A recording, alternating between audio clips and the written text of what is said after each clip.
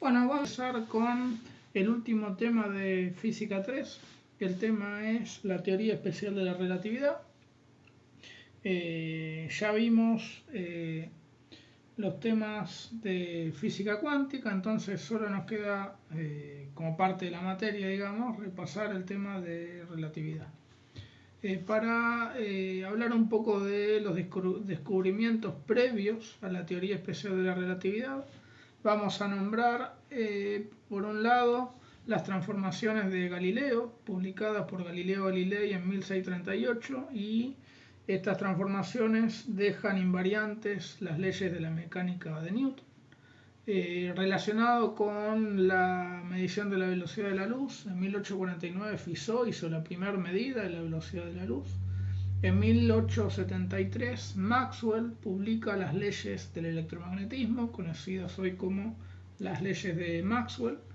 En 1887 Hertz hace las primeras pruebas de emitir señales eléctricas a través del aire.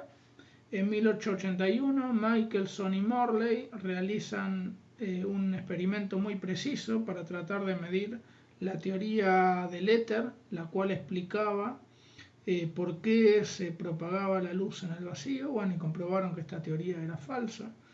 En 1904 Lorentz y Poincaré enuncian nuevas transformaciones de coordenadas, las cuales dejan invariantes las ecuaciones del electromagnetismo de Maxwell. Esas transformaciones hoy las conocemos como transformaciones de Lorentz. En 1905 Einstein publica su teoría especial de la relatividad. En 1915 la generaliza para sistemas gravitatorios, y esta teoría es la teoría general de la relatividad. Y en 1919 Eddington comprueba experimentalmente la teoría general de la relatividad al medir el efecto gravitacional del Sol sobre la luz emitida por estrellas distantes.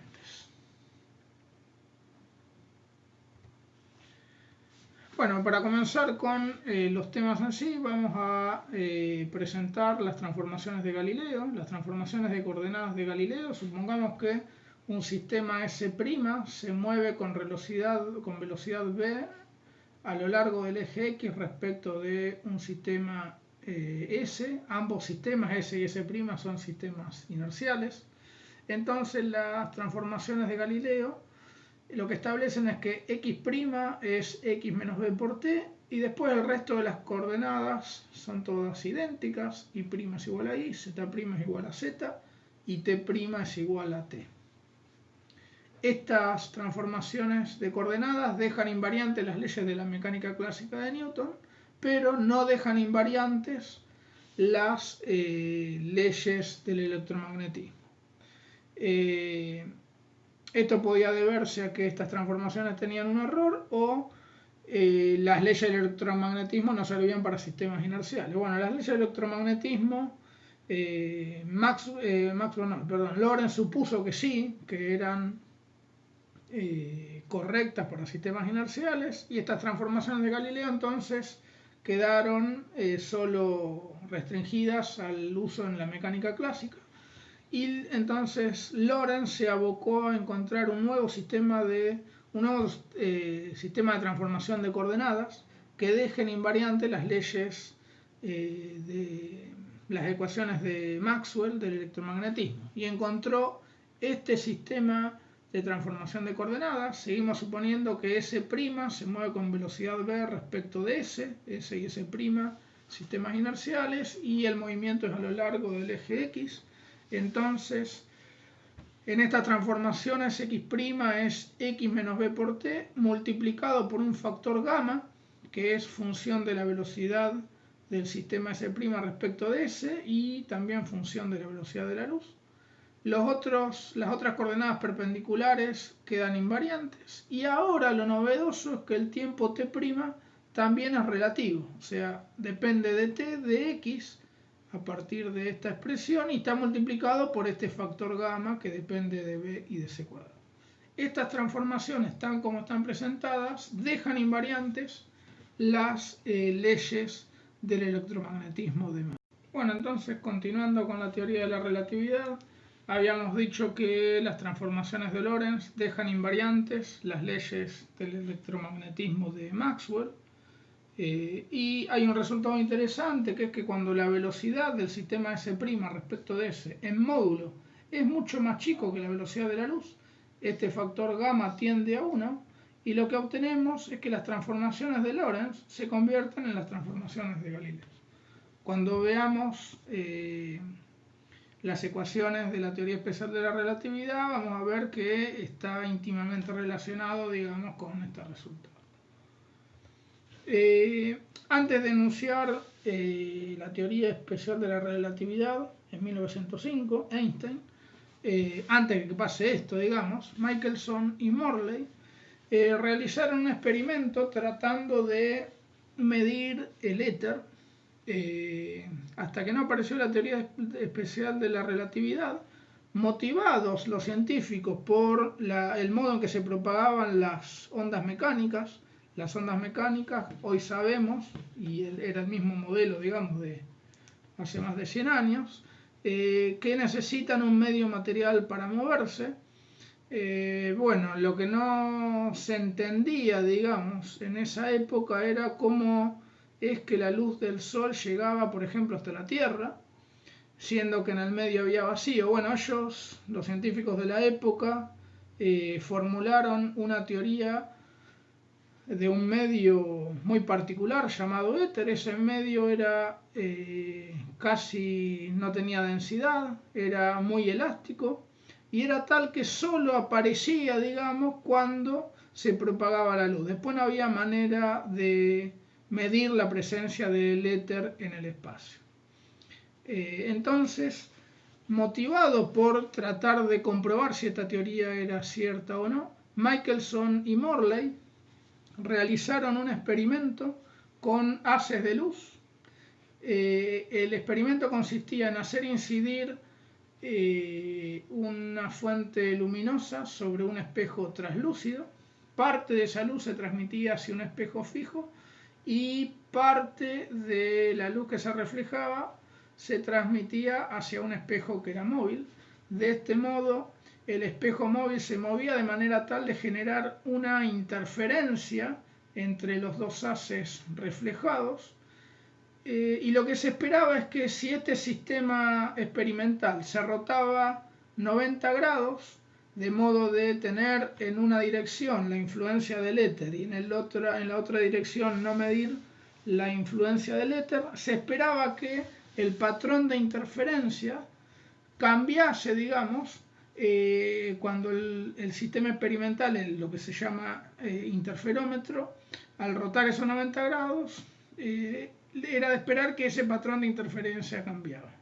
Bueno, el resultado fue muy preciso y comprobaron que el patrón no cambiaba. Entonces, a partir de este experimento, se echó por tierra, digamos, la teoría del éter y hubo que buscar otra manera de explicar por qué la luz se propagaba en el vacío. Bueno, en 1905, motivados por los resultados de la velocidad de la luz y por el experimento de Michelson-Morley, Einstein propone una nueva teoría, que fue una novedad para la época. Esa nueva teoría es la teoría especial de la relatividad y tiene dos postulados. El primer postulado es el principio de equivalencia o de relatividad, y básicamente lo que establece es que las leyes de la física son todas idénticas o las mismas, digamos, en todos los sistemas de referencia inerciales. Y el segundo postulado es el principio de invariancia de la velocidad de la luz, y lo que proponía Einstein es que la velocidad de la luz debía ser la misma para todos los sistemas de referencia. Bueno, entonces, ya habiendo enunciado los postulados de la relatividad especial de Einstein, vale remarcar que esta nueva teoría viene a reemplazar la teoría de Newton. Lo que vamos a ver es que cuando la velocidad entre los sistemas de referencia es mucho menor que la velocidad de la luz, vamos a volver a obtener en ese límite las ecuaciones de Newton, y las transformaciones de Lorentz, como habíamos dicho antes, se transforman en las transformaciones de Galileo. Pero en el marco de la teoría especial de la relatividad, lo que se comprueba es que las transformaciones de Lorentz dejan invariantes tanto las ecuaciones de la mecánica deducidas a partir de la teoría especial de la relatividad como las ecuaciones del electromagnetismo de Maxwell. Lo que vamos a hacer ahora, a partir del segundo postulado, el de invariancia de la velocidad de la luz, vamos a mostrar un experimento mental, digamos, para tratar de deducir las transformaciones de Lorentz, basados en este postulado, que lo que dice es que en todos los sistemas de referencia inerciales la velocidad de la luz es siempre la misma. Vamos a proponer dos sistemas S y S', y entre ellos vamos a suponer que uno se mueve respecto del otro a una velocidad v, y lo que vamos a hacer es prender un destello de luz cuando los orígenes de ambos sistemas coinciden. Un observador en el sistema S lo que va a ver es que el frente de luz esférico va a avanzar a velocidad c, y un observador O' en el sistema S' va a observar lo mismo, porque estamos suponiendo que la velocidad de la luz es la misma en todos los sistemas. Entonces, si tomamos un punto en el frente de onda, se va a cumplir esta expresión, es decir, la coordenada de ese punto, x y z, cumple con la expresión de una circunferencia o del radio de un círculo, en realidad, de una esfera, mejor dicho, en 3 dimensiones, es decir, x cuadrado más y cuadrado más z cuadrado es igual al tiempo que estuvo viajando ese destello de luz a velocidad c, es decir, a c al cuadrado por t al cuadrado. En realidad no al tiempo, a la distancia recorrida durante el tiempo t por ese destello de luz viajando a la velocidad c. Haciendo la misma cuenta en el sistema S', un observador O' va a decir que la coordenada x', y', z' de un punto cumple con esta expresión, siendo que el destello viajó desde el origen hasta el punto x', y', z' durante el tiempo t' a velocidad c. Entonces se cumple que x' al cuadrado más y' cuadrado más z' cuadrado es c cuadrado por t' al cuadrado. Vamos a proponer este sistema de transformación de coordenadas entre el sistema S y el sistema S', motivado principalmente por las transformaciones de Galileo y por la forma que tienen las transformaciones de Lorentz. Vamos a suponer que x' y x se transforman a partir de esta expresión, es decir, x' es x menos b por t, y este factor lo multiplicamos por una constante gamma, que la vamos a determinar a partir de las dos ecuaciones anteriores, y' e y lo mismo, z' y z son lo mismo, y t' vamos a suponer que depende con t de esta forma, con un factor gamma y una constante aditiva delta, que las vamos a determinar, como dije, a partir de las dos ecuaciones anteriores. Entonces, para determinar los parámetros gamma y delta propuestos en nuestra nueva transformación que queremos ver, que es la transformación de Lorentz, lo que vamos a hacer es reemplazar en la expresión de x' cuadrado y' cuadrado z' cuadrado igual a c cuadrado por t' al cuadrado. Vamos a reemplazar estos parámetros primados, digamos, en función de los parámetros del sistema S. Si hacemos eso, lo que nos queda es esta igualdad que tenemos acá. Si recordamos, en el sistema S no hay ningún término ni en el primer miembro ni en el segundo que sea proporcional al tiempo. Entonces, este término que es proporcional al tiempo y este término que es proporcional al tiempo tienen que ser iguales, de modo que al pasar un miembro para el otro lado restando se me anule. Y a partir de esta igualdad encontramos que delta tiene que tener este valor. Ahora lo que hacemos es reemplazar en la transformación propuesta ese valor de delta y volvemos a trabajar con la igualdad de x', y', z' y t' en función de x, y, z y t. Y reescribiendo, digamos, algebraicamente nos queda esta expresión. nosotros lo que queremos es que esto sea igual a lo que observa, digamos, el observador en el sistema S, es decir, que x cuadrado más y cuadrado más z cuadrado es c al cuadrado por t al cuadrado. Lo que podemos comprobar es que esto va a ser cierto, o lo que es lo mismo, esto va a ser igual a esto, solo si este producto gamma cuadrado por el factor 1 menos b cuadrado sobre c cuadrado es igual a 1. De modo que esto se me haga 1 y que c cuadrado por esto también se me haga, perdón, gamma cuadrado por este factor se me haga 1.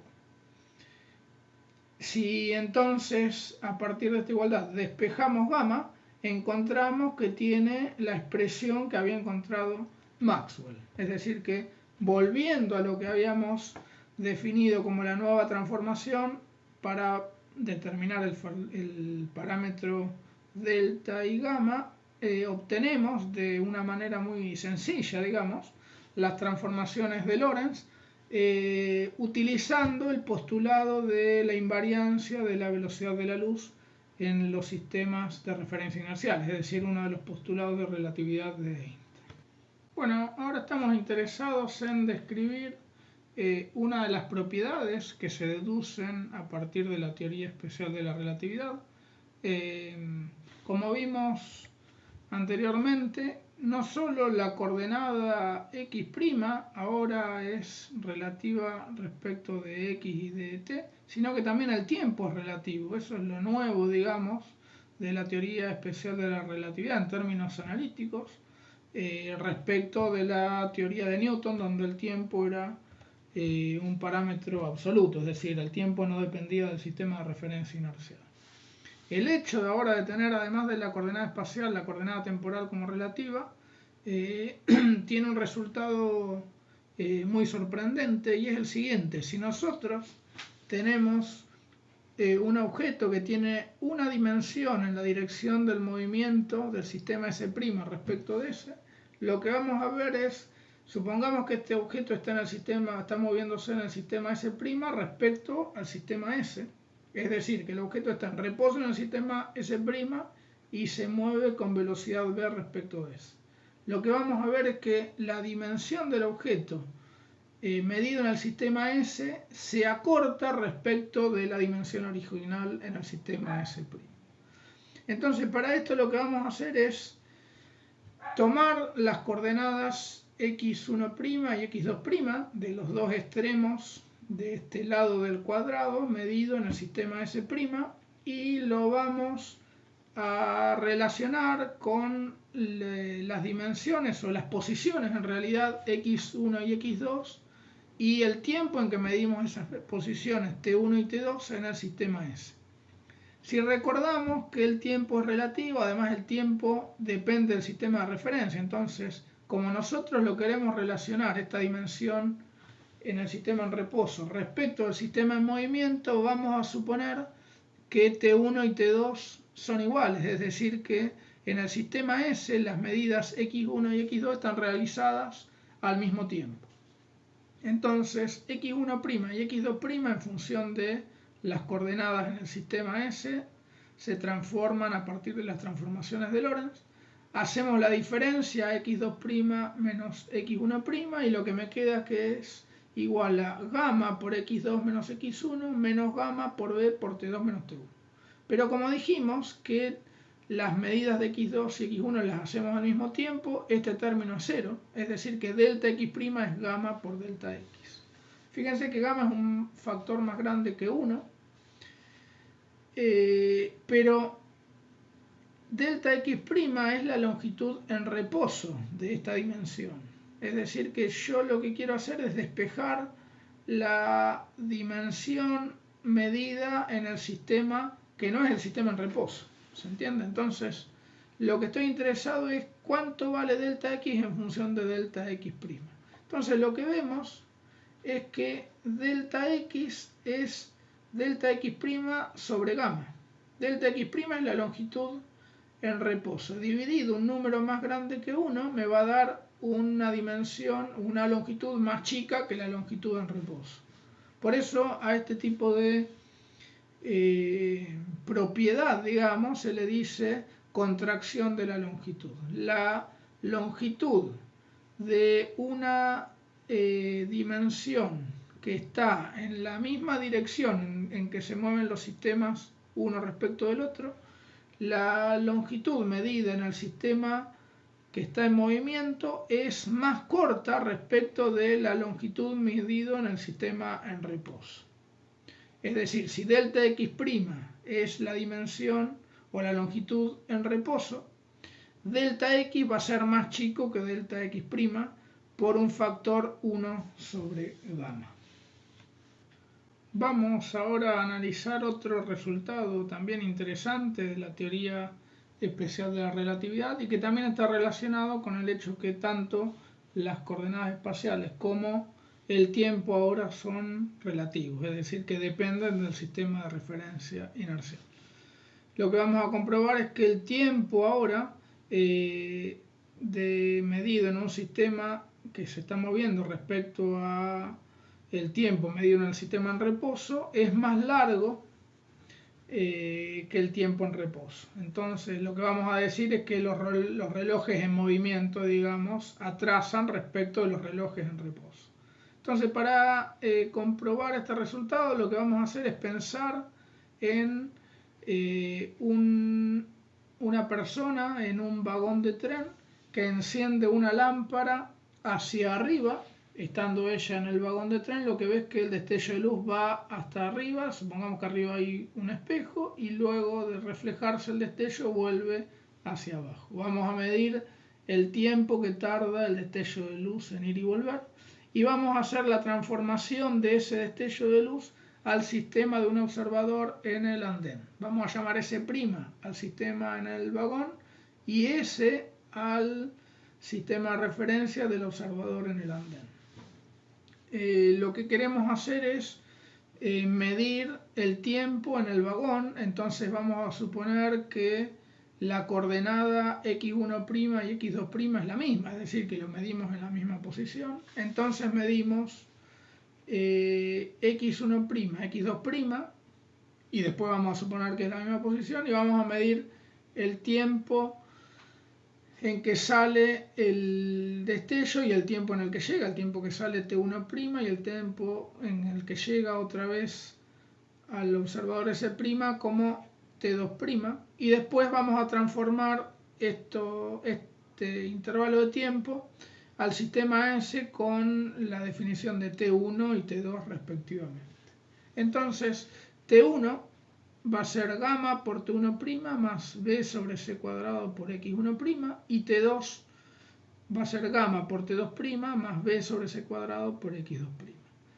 Nos interesa el intervalo de tiempo, entonces hacemos la diferencia T2 menos T1 y me queda gamma por T2' menos T1' más gamma B sobre C cuadrado por la diferencia de las posiciones, pero suponemos que lo medimos en la misma posición del sistema S', entonces este término se me anula, y lo que me queda es que delta T es gamma por delta T', y delta T' es el tiempo del sistema en reposo, es decir que como gamma es más grande que 1, el tiempo medido en el sistema que está en movimiento respecto del vagón es más grande que el tiempo medido en el sistema en reposo. Entonces podemos decir que el tiempo transcurre más rápidamente en el sistema de reposo S, o otra manera de verlo es que los relojes en movimiento atrasan. Bueno, para continuar con la teoría especial de la relatividad, vamos a hablar ahora de cómo se transforman las velocidades en la teoría especial de la relatividad. En la mecánica clásica habíamos visto que la transformación de velocidades tenía que hacerse, digamos, con las transformaciones de Galileo. Si nosotros teníamos un sistema S' que se movía con velocidad v a lo largo del eje X respecto a un sistema S, y en este sistema una partícula se movía con velocidad u', la velocidad de la partícula respecto de S era la suma de u' más b. Sin embargo, esta transformación viola el principio de invariancia de la velocidad de la luz. Hoy habíamos dicho, por ejemplo, si estamos en un tren y prendemos una linterna en la dirección que se mueve el tren, la velocidad de la luz para la persona que está en el tren es c, pero para un observador en el andén, la velocidad de la luz a partir de las transformaciones de Galileo va a ser c más la velocidad v que lleva el vagón, es decir, que supera la velocidad de la luz medida en el vagón, y eso viola, digamos, el postulado de invariancia de la velocidad de la luz. Entonces, eso se debe a que estamos utilizando las transformaciones de Galileo que no son adecuadas para sistemas de referencias que se mueven a velocidades muy altas. Básicamente porque no cumplen con el principio de invariancia de la velocidad de la luz. Entonces lo que hay que utilizar es las transformaciones de Lorentz. Entonces vamos a suponer que una partícula se mueve con velocidad u' respecto del sistema S', y lo que queremos ver es cuál es la velocidad u respecto del sistema S utilizando las transformaciones de Lorentz. Bien, entonces vamos a tomar como no nos hace falta trabajar con las tres dimensiones, solo vamos a trabajar con una dimensión espacial. La coordenada x en función de x' y t' tiene esta expresión a partir de las transformaciones de Lorentz, y t en función de t' y x' tiene esta expresión. Lo que hacemos es hacer el diferencial en la expresión de arriba y el diferencial en la expresión de abajo. Diferencial de x va a ser gamma por diferencial de x' más b por diferencial de t'. Podemos sacar un factor común diferencial de t', y entonces diferencial de x' sobre diferencial de t' es lo que definimos como u', es decir, la velocidad de la partícula respecto del sistema S'. Y para el diferencial de tiempo, diferencial de t me queda gamma por diferencial de t', b sobre s cuadrado, diferencial de x'. Saco factor común de t', y de x' sobre dt' es lo que estoy definiendo como u', la velocidad de la partícula respecto al sistema S'. Si hago el cociente de x a dt, por definición esa es la velocidad de la partícula respecto al sistema S, lo anoto como u, y haciendo el cociente en función de estos dos miembros, diferencial de t' y diferencial de t' se me simplifica y me queda esta expresión. Se puede comprobar que si hacemos tender u' a la velocidad de la luz, b a la velocidad de la luz, o simultáneamente b' y b a la velocidad de la luz, obtenemos como límite que u tiende a c, es decir, que se cumple el principio de invariancia de la velocidad de la luz.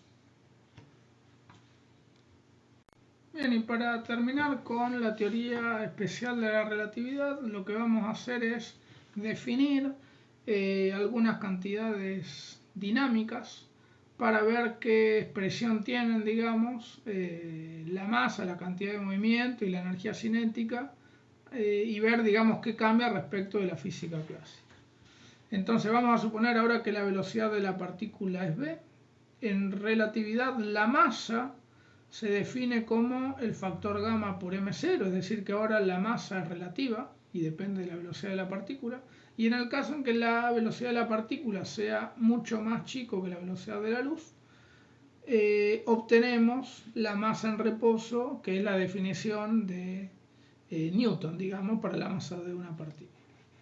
La cantidad de movimiento tiene la misma definición, pero considerando que la masa ahora es relativa, es decir, la masa es gamma por la masa en reposo. Entonces la cantidad de movimiento relativista es gamma por m0 por la velocidad de la partícula. En el caso que b sea mucho menor que c, gamma tiende a 1 y obtenemos la cantidad de movimiento de la física de Newton.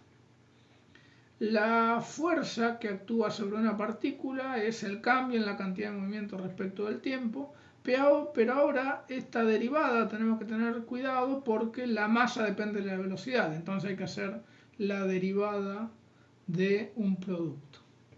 En el caso que b sea mucho menor que c, dm va a tender a 0 porque gamma tiende a 1, entonces lo que me queda es que el primer término me da, digamos, en el límite en que B es mucho menor que C, la expresión de la fuerza de la mecánica de Newton, es decir, la masa en reposo por el cambio de la velocidad respecto del tiempo, que es la aceleración.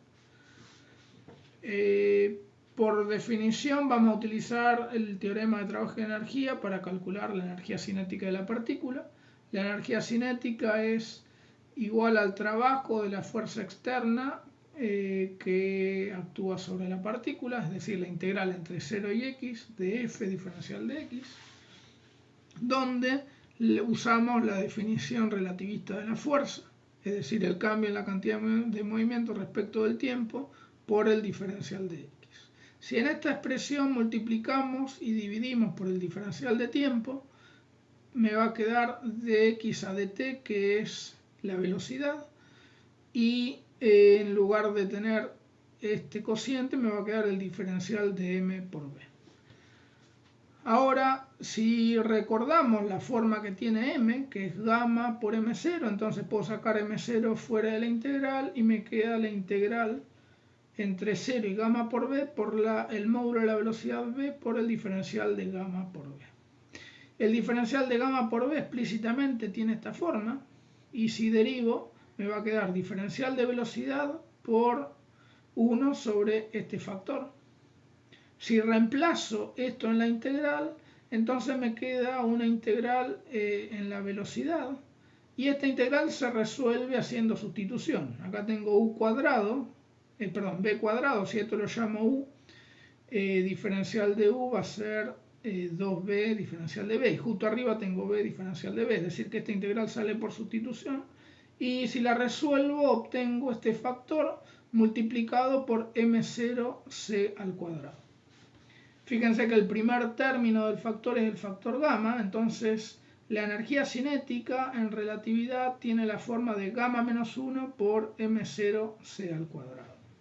Si hacemos un desarrollo de Taylor alrededor de b igual a 0, entonces tenemos el primer término me da 1, el segundo término 1 medio de b cuadrado sobre c cuadrado, el tercer término va a ser proporcional a b a la cuarta sobre c a la cuarta, cuando b sobre c es mucho menor que 1, ese término tiende a 0, y recordemos que tengo un menos 1 restando, es decir, todo esto multiplicado por m0c cuadrado. Este 1 se me va con este y me queda 1 medio b cuadrado c cuadrado por m0 c cuadrado. Este c cuadrado lo simplifico con este y me va a quedar 1 medio de m0 b cuadrado. Es decir, que en el límite en que b es mucho menor que c, la energía cinética toma la forma de la energía cinética de la física de Newton. Bueno, y ahora sí, para terminar, vamos a definir la energía total de una partícula en la teoría especial de la relatividad. Vamos a retomar la expresión de la energía cinética que habíamos deducido en el video anterior. La energía cinética habíamos visto que es gamma menos 1 por la masa en reposo por c cuadrado. Si hacemos distributiva me queda gamma por m0c cuadrado menos m0c cuadrado. Y estos dos términos, el término m0c cuadrado se lo conoce como energía en reposo y está asociado a la energía que tiene la partícula por tener masa en reposo distinto de 0, y se calcula como la masa en reposo por la velocidad de la luz al cuadrado. Y este término gamma m0c cuadrado lo puedo escribir como la masa relativista por c cuadrado, y a esto lo voy a definir como la energía total de la partícula. Es decir, que si paso sumando la energía en reposo hacia el otro lado, me queda que la energía total de la partícula en relatividad es la energía cinética, es decir, la energía asociada al movimiento de la partícula, más la energía en reposo, es decir, la energía que tiene la partícula por el solo hecho de tener masa en reposo distinta de 0. Como vimos arriba, esto por definición es igual a gamma m0c cuadrado, es decir, la masa relativista por la velocidad de la partícula al cuadrado. Si trabajamos algebraicamente con la expresión de la masa relativista en función de m0, podemos encontrar una relación entre la energía total y la cantidad de movimiento. Entonces lo que hacemos es pasar el factor gamma multiplicando a la masa relativista, elevamos al cuadrado ambos miembros, en este miembro hago distributiva y me queda m cuadrado menos m cuadrado b cuadrado sobre c cuadrado. Si ahora saco denominador común c cuadrado y la paso multiplicando para el otro miembro, me va a quedar m c cuadrado todo al cuadrado menos el producto de la cantidad de movimiento por c elevado al cuadrado igual a la energía en reposo al cuadrado. Este primer término es la energía total al cuadrado, y si esto que está restando lo paso sumando hacia el otro miembro, me queda la expresión que tengo abajo, y esta expresión me dice que la energía total de la partícula al cuadrado es la energía en reposo al cuadrado más la cantidad de movimiento de la partícula por c todo elevado al cuadrado. Es decir, puedo expresar la energía total en función de la cantidad de movimiento o la energía total en función de la energía cinética de la partícula. En las dos expresiones me aparece la energía en reposo de la partícula. Como acá estoy trabajando con el cuadrado de la energía total, acá me aparece la energía en reposo al cuadrado, y como acá directamente estoy trabajando con la energía total, me aparece de manera lineal la energía en reposo de la partícula.